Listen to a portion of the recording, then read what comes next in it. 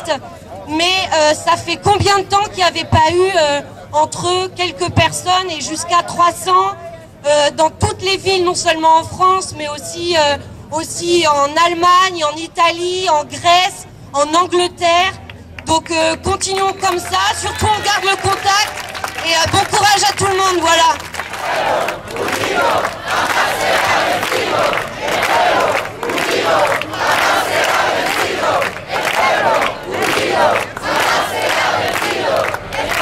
Alors, on va continuer aussi par le tour de l'Europe, parce qu'il n'y a pas qu'en France aussi que ça se mobilise, pas qu'en Espagne. Il y a aussi eu 1000 personnes à Berlin il y a 3 jours,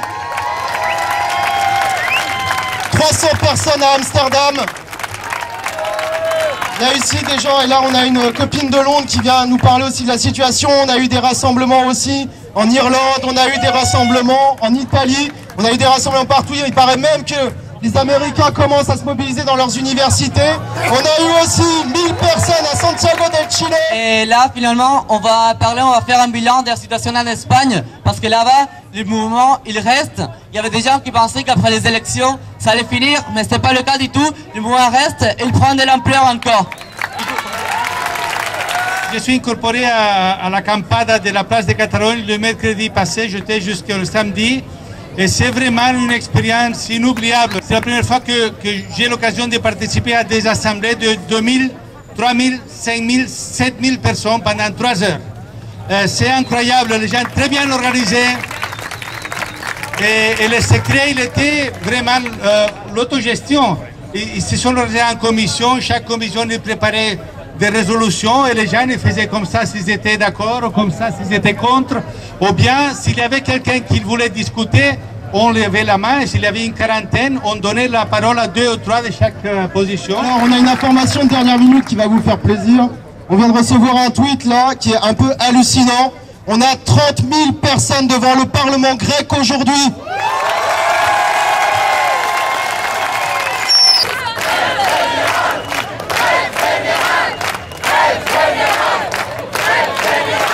Ce message, cette mobilisation, c'est ce qu'on attendait depuis 30 ans en Afrique. Nous, en Afrique, on a besoin de cette solidarité dans la lutte. Si vous échouez, si l'Europe échoue, si nous échouons, le monde ira de mal en pire. Nous devons réussir. Nous devons changer le système maintenant. Nous devons boycotter le FMI. Nous devons boycotter la Banque mondiale. Nous devons boycotter la dette. Nous devons boycotter les G8. Nous devons boycotter les G20. Je vous remercie. Bonsoir, je m'appelle Alatab, je suis un altermondialiste, je suis du Forum social tunisien et je suis là pour exprimer le soutien de la jeunesse tunisienne, mais aussi de la jeunesse égyptienne parce que j'ai voulu que mon copain égyptien soit avec nous. Et donc, je vais dire comme tout le monde l'a dit, on est fiers de vous, restez debout. Et donc, le chemin est un peu long, mais il faut continuer. Donc voilà, donc il y a un mot d'ordre qu'on a vécu ensemble en Tunisie. C'était la chanson Peuple uni ne sera jamais vaincu. Et donc voilà, il faut toujours s'exprimer avec cette démarche-là. Une autre chose, voilà, je ne veux pas dire ici des consignes ou quelque chose comme ça, mais juste une chose, la révolution tunisienne ou égyptienne était une révolution populaire. Ils sont l'élite.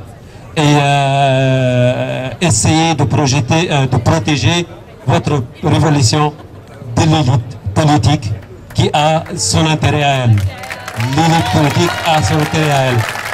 Et aujourd'hui, c'est le droit au peuple, c'est le pouvoir au peuple et c'est le peuple qui décide. On n'est plus nord-sud, on est tous au sud. La question de l'inégalité sociale, la question de la dictature, la question de la démocratie effective touche le nord et touche le sud. Donc on est tous du sud et je suis content aussi que la révolution en Europe commence par le sud, commence par l'Espagne, il va continuer. Bon courage et j'espère qu'on fêtera la révolution espagnole à Madrid ou partout ensemble, ou partout en Espagne.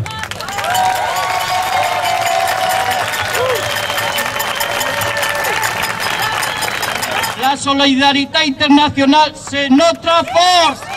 Il ne faut pas oublier personne. La única révolution, c'est le changement de mentalité.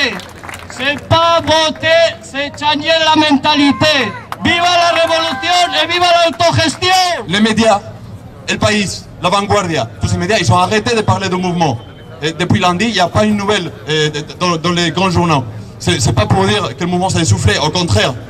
Les médias, à un moment donné, ils nous prêtent de l'attention, c'est bien, ça fait grandir le mouvement, il y a des gens qui viennent, mais il faut savoir qu'on peut compter que sur notre propre force. Les acampades, c'était un moyen d'action qui est venu des pays arabes, qui a été adopté en Espagne et qui a montré qu'à un moment donné, la citoyenneté est capable de sortir dans la rue, s'organiser et surtout s'exprimer et prendre le pays. Ça, c'est très bien. Maintenant, il y a un nouvel gouvernement en place, bon, il y a un gouvernement de droite qui est en train de se mettre en place, ils sont en train de magouiller. Il y a les médias qui ne parlent plus, il y a la répression qui va commencer, ça a déjà commencé dans certaines villes où il y a les acampades qui se font dégager. Donc la bataille, elle n'est pas encore gagnée, on vient de commencer, il y a tout le monde qui est d'accord, il faut dégager ces gens, il faut imposer un nouveau système, il faut imposer des mesures à favor de la plupart de la population, il faut fournir les moyens. Et pour ça, il faut être organisé, ça ne suffit pas de camper et de s'autogérer. S'autogérer, c'est bien parce que ça montre qu'on est capable de s'organiser et qu'on n'en a pas besoin d'eux. Maintenant, il faut être capable d'imposer nos revendications. Juste pour dire que bon, depuis vendredi, c'est bien, on est là, on se fait plaisir. Bon, on parle du mouvement espagnol, mais on n'oublie pas que c'est parti de Tunisie, d'un quartier le plus populaire et le plus pauvre. Ça part de la précarité. Et en Espagne aussi, c'est sans droit, sans toit et sans peur. Parce que quand on n'a rien à perdre. Et j'espère que la semaine prochaine, on saura plus, que les quartiers populaires ils sortiront, hein, qu'on verra que voilà.